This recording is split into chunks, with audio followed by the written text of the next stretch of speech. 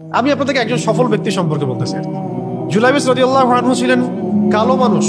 কেমন? তো কালো, খুব উচ্চ বংশের না, ঠিক আছে, খুব উচ্চ বংশের না, খুব সুদর্শন না, খুব লম্বা না, খাটো টাইপের মানুষ, একটু বেটে টাইপের মানুষ।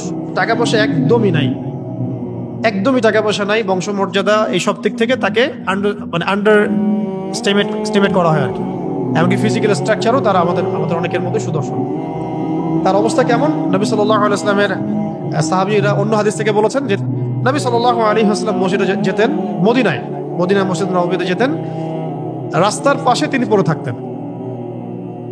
ধরেন আমরা মসজিদে হেঁটে আসতেছি, রাস্তার পাশে একজন বসে আছেন, গায়ের জামা কাপড় খুব একটা উন্নত না, ছেঁড়া, তাসবিহ নিয়ে জিকির করতেছেন। আপনি কি খুব ফোকাস করবেন তার দিকে? করবেন না। কিন্তু মানুষ তার দিকে ফোকাস করে না খুব একটা, যাওয়া আসা করে, সে পড়ে থাকে। কেউ খাবার দিলে খায়, না দিলে খায় না।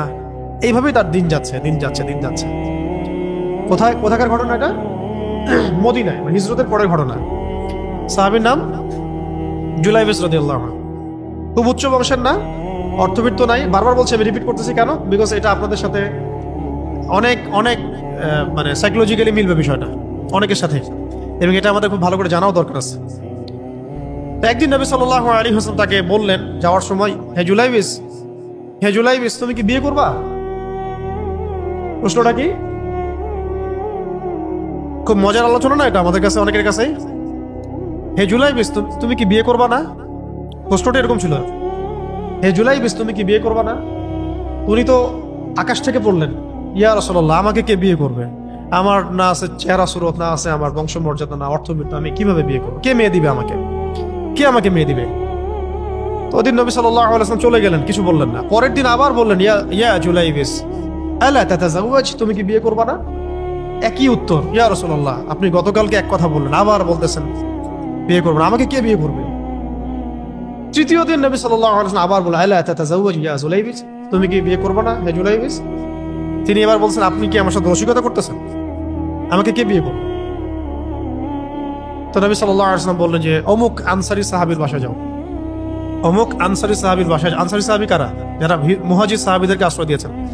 অমুক আনসারী সাহাবীর বাসায় যাও, সেখানে একজন বিবাহযোগ্য নারী আছে, মেয়ে আছে, তাকে গিয়ে বলো যে আমি রাসূল সাল্লাল্লাহু আলাইহি ওয়াসাল্লামের পক্ষ থেকে আমার বিয়ের প্রস্তাব নিয়ে আসছি। তিনি গেলেন, যাওয়ার পরে বললেন যে আমাকে প্রস্তাব সহ পাঠানো হয়েছে। মেয়ের বাবা আর মায়ের রিয়াকশন ছিল অনেকটা সাধারণত যা হয় তেমন আর কি। তুমি বিয়ের প্রস্তাব নিয়ে আসছো, তুমি কি খাওয়াবা মেয়েকে? কোথায় রাখবা? তোমার তো নিজের কোনো থাকার জায়গা নাই। প্রশ্ন কিন্তু যৌক্তিকই। আমি মেয়ের তো বাবা, আমিও তো এই প্রশ্নই করবো নাকি? প্রশ্ন করবেন না? আপনার মেয়ে থাকলে এভাবে প্রশ্ন করবেন তো আপনি। তারাও সেই প্রশ্ন করলেন, এমনকি এক পর্যায়ে রিফিউজ করে দেওয়া হলো, না এটা পসিবল হবে।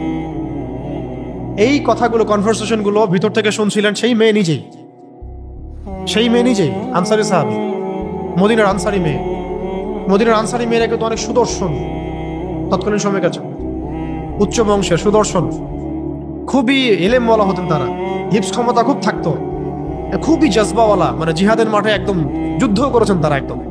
নবী সাল্লাল্লাহু আলাইহি ওয়াসাল্লামের আশেপাশে ছিলেন। উহুদের সময় একজন আনসারী সাহাবী ছিলেন, মহিলা সাহাবী, উম্মে আমারা, তীর ছুঁড়েছেন নবী সাল্লাল্লাহু আলাইহি ওয়াসাল্লামের পাশে। তো ওনারা কিন্তু খুবই গায়রতওয়ালা মানুষ। তিনি বলছেন, হে আমার বাবা মা, এই প্রস্তাব কে পাঠিয়েছেন? নবী সাল্লাল্লাহু আলাইহি ওয়াসাল্লাম। যে প্রস্তাব রাসূল পাঠিয়েছেন সেটাকে কিভাবে তোমরা ডিনাই করো? আমি জুলাইবিসকে বিয়ে করবো। কে বলছেন এটা? আপনি পুরো সিস্টেম খুঁজে এরকম একটা আনসারী সাহাবীর মতো মেয়ে আমাকে দিতে পারবেন? ইল্লা মাশাআল্লাহ, হইতে পারে ইল্লা মাশাআল্লাহ। তো ওই মেয়ে, নারী সাহাবী, তিনি রাজি হলেন। এবার শোনেন, এবার বিয়েও হলো, মাশাআল্লাহ, বাসর হলো, এবং সকালবেলা আওয়াজ হচ্ছে, মদিনার চারপাশে এলান হচ্ছে যে হে মুসলিমরা, সবাই বের হও, ইহুদিদের সাথে যুদ্ধে আমাদেরকে খায়বারে যেতে হবে। ইহুদিদের সাথে যুদ্ধে আমাদেরকে খায়বার আক্রমণ করতে হবে। নবী সাল্লাল্লাহু আলাইহি ওয়াসাল্লাম তোমাদেরকে আদেশ করেছেন। এটা কিন্তু হুদাইবিয়া সন্ধির পরের ঘটনা। আর ইহুদিদের সাথে আমাদের বেশ কয়েকটা যুদ্ধ হয়েছে, বনু কুরাইজার সাথে, বনু কাইনুকার সাথে, বনু নাজিরের সাথে, এবং ফাইনালি খায়বারে এদের সাথে। তো জুলাইবিস রাদিয়াল্লাহু আনহু বের হয়ে গেলেন যুদ্ধের জন্য। এবং খায়বারের যুদ্ধ হলো, খায়বার অবরোধ করা হলো, এবং খায়বার যুদ্ধের বিশাল হিস্ট্রি আছে, আপনারা পড়ে নিয়েন, লম্বা কথা। এই খায়বার দুর্গ জয় হয়, এবং এই দুর্গ পুরো জয় করতে, সবগুলো দুর্গ জয় করতে মোট 12 থেকে 16 জন 12 থেকে 16 জন মুসলিম সাহাবী শহীদ হন। 12 থেকে 16 জন বা 18 জনের মতো আর কি। এই ফিগার এইটুকুর মতো 12 থেকে 16 বা 18, এতটুকু এত কম সংখ্যক সাহাবী শহীদ হয়েছে খায়বার যুদ্ধ জয়ে। আর ইহুদিদের তো বহু ইহুদি মারা গেছে। এবং খায়বার বিজয়ের পরে মুসলিমদের আর্থসামাজিক যে অবস্থা, মানে টাকা পয়সা, ল্যান্ড, গনিমতের মাল প্রচুর বেড়ে গেছে। এখন নবী করিম সাল্লাল্লাহু আলাইহি ওয়াসাল্লাম শহীদদের লাশ তালাশ করছেন, কোথায় কোথায় শহীদরা আছে, তাদের মানে কবরস্থ করার প্রসেসিং হবে। উহুদ যুদ্ধেও তো হয়েছে না, ওই রকমই প্রত্যেকটা যুদ্ধেই তো এটা হতো। তো লাশগুলো তালাশ করতে করতে করতে করতে করতে একটা কর্নারে গিয়ে তিনি দেখলেন সেখানে জুলাইবিস রাদিয়াল্লাহু আনহুর লাশ পড়ে আছে। কার? জুলাইবিস রাদিয়াল্লাহু আনহুর লাশ পড়ে আছে, যার ব্যাপারে আমি গল্পটা বলছি আর কি।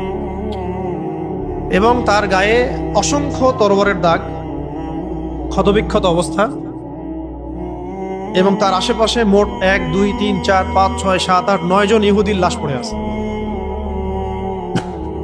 ছোট সাহাবী, বলেছি আকৃতিতে ছোট, খুব উঁচু বংশের না, অর্থ সম্পদ কম, দেখতে সুন্দর না। গতকাল বিয়ে করেছেন, কেউ তাকে বিয়ে দিতে যাচ্ছিল না। তার এক পাশে কয়জন ইহুদির লাশ, তার পাশে মোট 9 জন ইহুদির লাশ পড়ে আছে, মাঝখানে তার লাশ ক্ষতবিক্ষত অবস্থায়। এই অংশটুকু আপনারা পড়ে নিয়েন, পড়লে আরো ভালো ফিল করবেন, একা একা পড়লে আরো ভালো ফিল করবেন।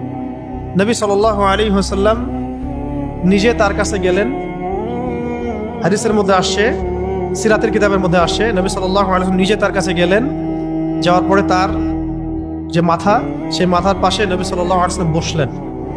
বসার পরে নিজের হাতে জুলাইবিস রাদিয়াল্লাহু আনহুর চেহারা থেকে এরকম করে ধুলাবালিগুলো সরান নবী সাল্লাল্লাহু আলাইহি ওয়াসাল্লাম। তার গা থেকে রক্তগুলো আমাদের নবী সাল্লাল্লাহু আলাইহি ওয়াসাল্লাম মুছলেন, আদর করলেন। চুলগুলো ঝাড়লেন।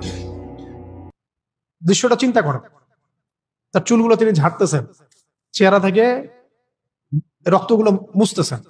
কে? নবী সাল্লাল্লাহু আলাইহি ওয়াসাল্লাম। তার চেহারা ধুলাবালিগুলো মুছতেছেন। নিজের এই পায়ের মধ্যে, উরুর মধ্যে তার মাথাটাকে নিয়ে এসে রাখলেন নবী সাল্লাল্লাহু আলাইহি ওয়াসাল্লাম। রাখার পর এইভাবে আদর করতেছেন।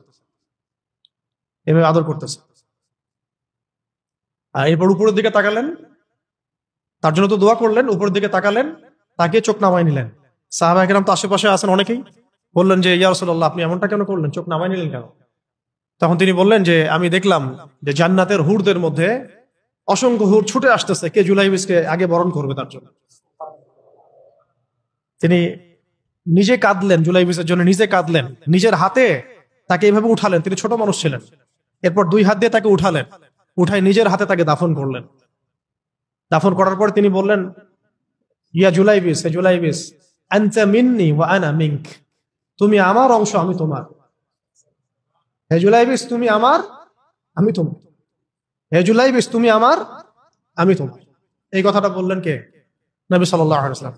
এখন আপনাদেরকে আমি সাফল্যের মানদণ্ড কিভাবে বুঝাবো? এর বাইরে কোনো ভাষা নেই আমার কাছে। সাফল্য বলতে কি বুঝান?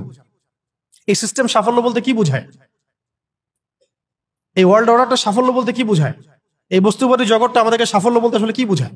সাফল্য বলতে বুঝাচ্ছি ইমান। সাফল্য হলো ইমান, বিশুদ্ধ আকীদা, বিশুদ্ধ আমল, আল্লাহর আনুগত্য, রাসূলের আনুগত্য, দুনিয়ার জীবনে মুসাফিরের মতো থাকা, যতটুকু প্রয়োজন ততটুকু সন্তুষ্ট থাকা, একজন নেককার স্ত্রী, সুসন্তান সন্ততি, আদর্শ একটা পরিবার, হালাল একটা রিজিক, বাস। ইসলামের জন্য দাওয়াত, তাবলীগ, মেহনত, দিন প্রতিষ্ঠার চেষ্টা, প্রয়োজনীয় জিহাদ, প্রয়োজনীয় শাহাদাত। আর কি আছে সাফল্য বলতে? এরকম সাহাবী একজন নয়, কিন্তু এক একজন সাহাবী সম্পর্কে এক একটা করে কথা বলা যাবে।